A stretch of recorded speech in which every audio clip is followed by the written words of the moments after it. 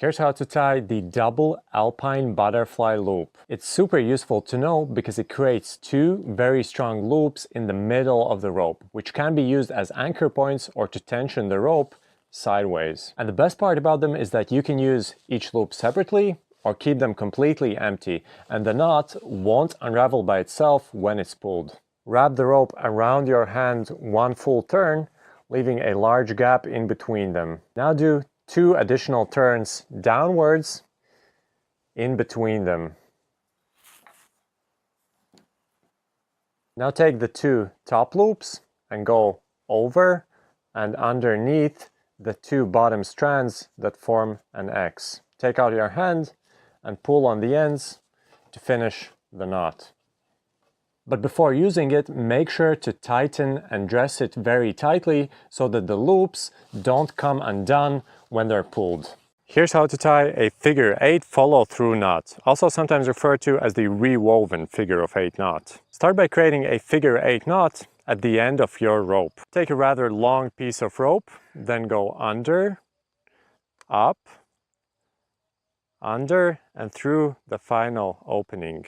The finished knot should look something like this, and it should have a rather long piece of rope at the end of it. Now take the end of the rope and go over the attachment point that you'll be using. Now you need to retrace the figure of 8 that you just made, just in the other direction.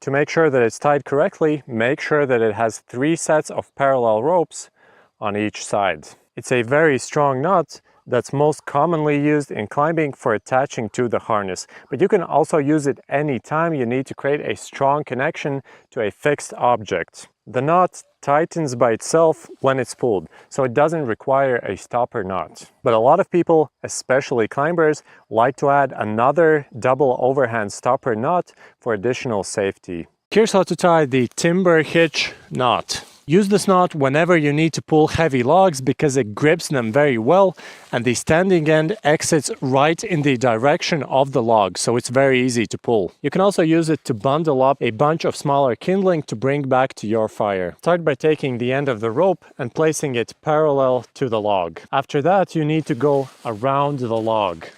Then go underneath the standing end and underneath itself.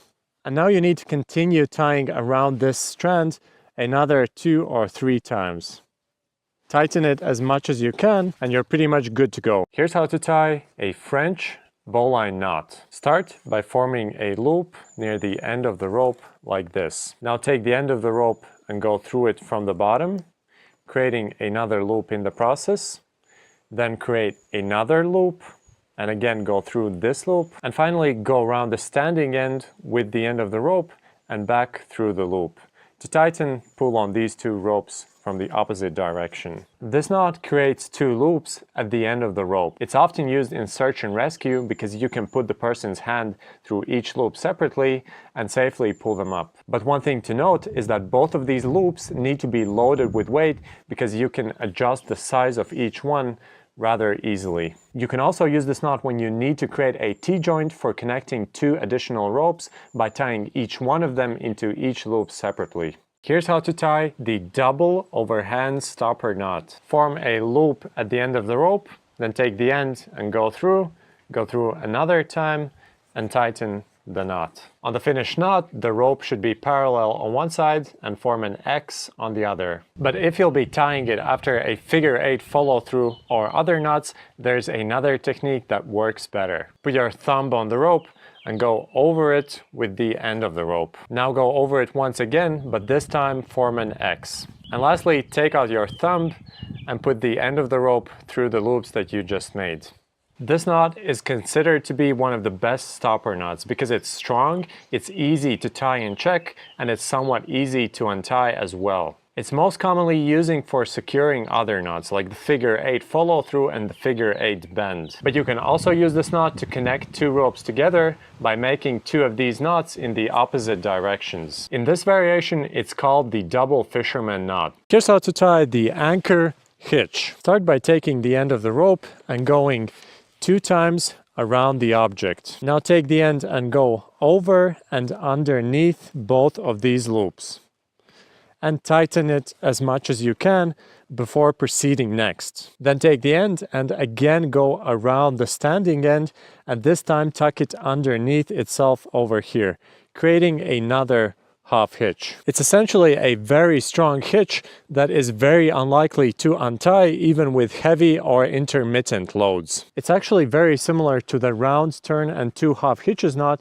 except here the first half hitch goes underneath both of these loops, making it more reliable and stronger. Use it anytime you need to attach something heavy to a pipe, a pole, or something similar. Here's how to tie the Clove hitch, which is one of the most useful knots to know in everyday situations. To tie it, take the end of the rope and go around the post on the right side, then go around it once again, but this time on the left side, and finally tuck the end of the rope underneath this strand over here and tighten it. But also make sure to dress the knot neatly together so that there's no slack when you pull on it. It isn't the most secure hitch, but it's pretty strong and you can tie it very easily. But what's even better, you can untie it very easily when you don't need it anymore. If you want to make it more secure, you can tie another half hitch around it here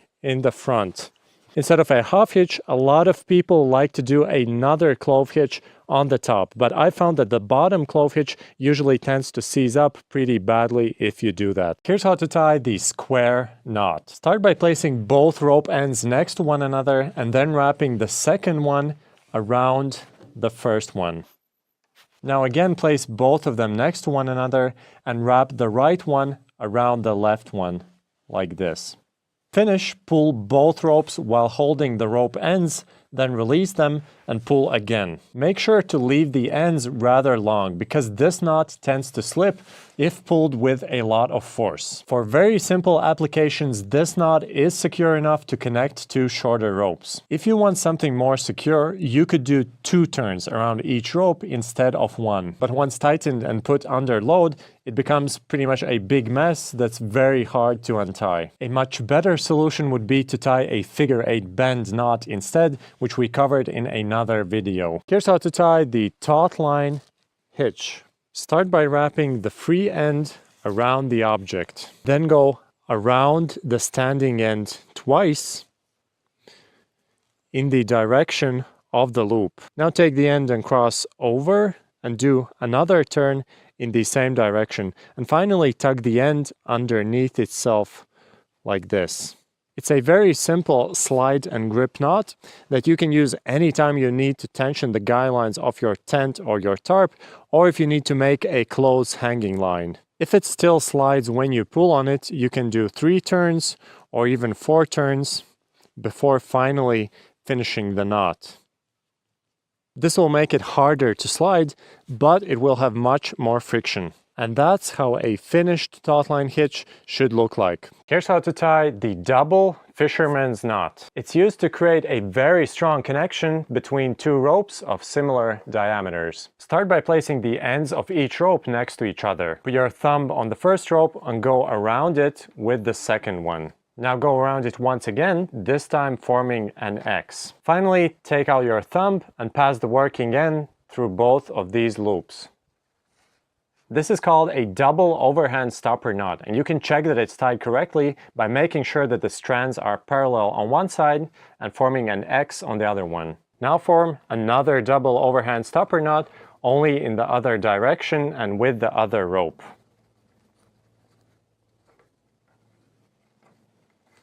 To finish the knot, pull on both ends of the rope. This connection is so strong that it can be used for life-threatening situations. For example, you can connect 2 shorter ropes and then use it for rock climbing. Just make sure to leave the ends at least a few inches long to account for slippage, because as you tighten the knot, the ends can shorten a bit, especially under very heavy loads. It's a bit hard to untie, but not impossible to do with a bit of patience. Here's how to tie the noose knot. It creates a loop near the end of the rope, which tightens as you pull it. Start by creating a loop near the end of the rope. Then put the standing end in front of it and push it through.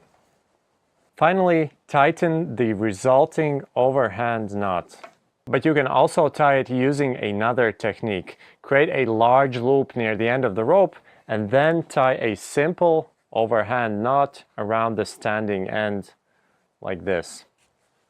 This knot is often used as a snare for catching small wild animals. It tightens very easily and it keeps a good amount of pressure, which reduces the chances of the animal escaping. Here's how to tie the Lighterman's hitch. Start by wrapping the rope around the support 2 times. You'll need to leave the end pretty long because you'll need to wrap around the support many times. Now take the end of the rope, pass it underneath the standing end, and then do another turn on the top. As you tie it, make sure to adjust these strands so that they're sitting next to one another. After that, take the rope end and go around the support and do another turn around the top. Then again, go around the support and do another turn. And finally, to secure it, take the end of the rope and go around the support and tuck it underneath itself to create a half hitch, and then tie another identical half hitch right underneath it to secure it with 2 half hitches. This is known to be one of the strongest hitches out there because the force is evenly distributed along the whole knot. It's easier to tie than the tensionless hitch, so use it anytime you have access to the free end of the post, like I have right now. Another benefit is that it doesn't jam and you can untie it very easily. Here's how to tie the EStar stopper knot. Create a loop near the end of the rope, then go around it 1.5 turns and then through it from the back. Now take the end of the rope and pass it through this strand. And then through the whole knot from the top to bottom, parallel to the standing end, like this. Before proceeding, tighten the middle knot over here like this. Now fold the loops together and pass the end through them. Tighten the knot by first pulling the standing end, then this loop on the right side, and finally on the tag end. This is the most secure and bulkiest stopper knot that I know of. It was designed specifically to work with very slippery ropes like the ones made by Dyneema, because it's very unlikely to slip. To learn other useful knots, subscribe to our channel. Here's how to tie the Alpine butterfly bend. Take the end of the first rope and wrap it around your left hand once and place the end between your 2 fingers like this. Now take the end of the second rope, place it next to the first one, and wrap it around once again like this, so that both ends cross over here. Finally, take the ends of both ropes with your other hand, place them over and underneath the 2 bottom strands to finish the knot.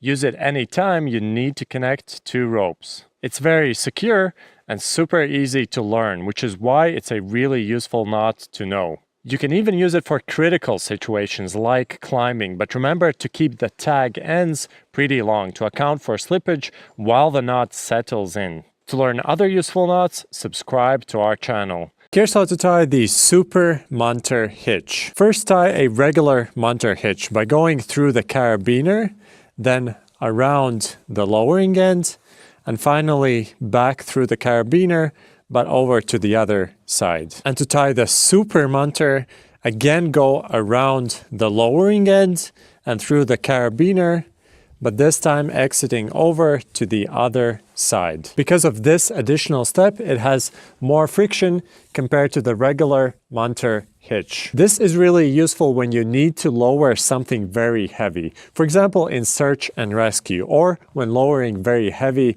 climbing gear. One issue with the regular Munter hitch is that as you descend, the rope tends to twist and turn and sometimes even gets stuck. This doesn't happen with the Super Munter hitch because the additional step kind of evens everything out and the rope doesn't twist and turn anymore. To learn other useful knots, subscribe to our channel. Thank you for watching and I'll see you next time.